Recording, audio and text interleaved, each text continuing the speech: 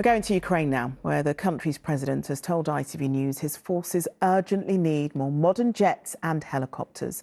Forcing the Russians back requires air power, but Ukraine's equipment is old and outdated. Our correspondent Emma Murphy took to the skies with the helicopter attack units trying to liberate their land. They are fighting for every bit of land.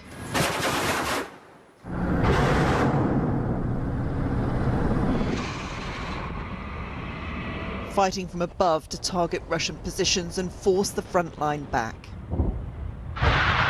Ukraine's air assault on the forces below is relentless.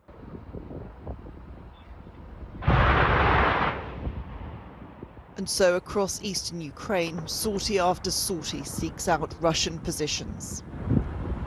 To hold the ground, you need to hold the skies. Such is the battle in the east. Survival means fighting as close to that ground and as far from that sky as possible. It's very dangerous on the east part of our country.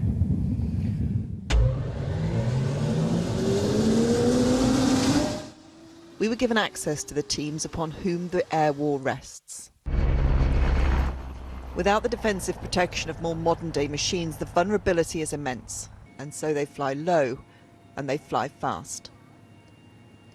At times they're barely higher than the trees, but to go higher risks exposure to Russian attack. This past year has changed their ways. A learning curve under threat and constant pressure.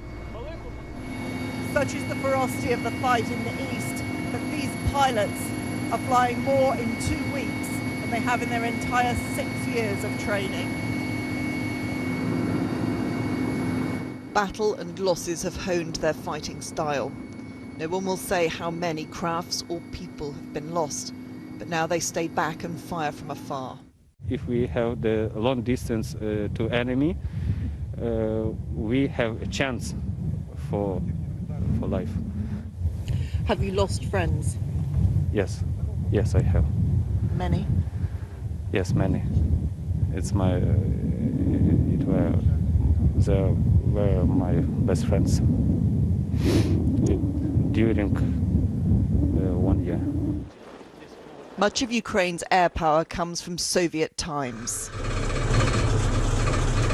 The menaces of old battles back to work once more. The pressure on the commander-in-chief to give those on the front line what they need to win their fight is evident. In the second year of this war, what can you do to speed up the supply of weaponry? And do you believe that the West will have a long-term commitment to supporting this country? We need artillery. That's number one. We need the artillery systems. We need the ammunition. A lot of ammunition in order to stop Russia. We need aircrafts. It's not about, discussions or promises, but it's about training of our pilots and providing us with aircrafts. In conflicts of old, there was a belief that losing the war in the air meant losing the war in its entirety. Time has not changed that belief here. They fight for these skies, knowing the battle above is for the land below. Emma Murphy, ITV News, Western Ukraine.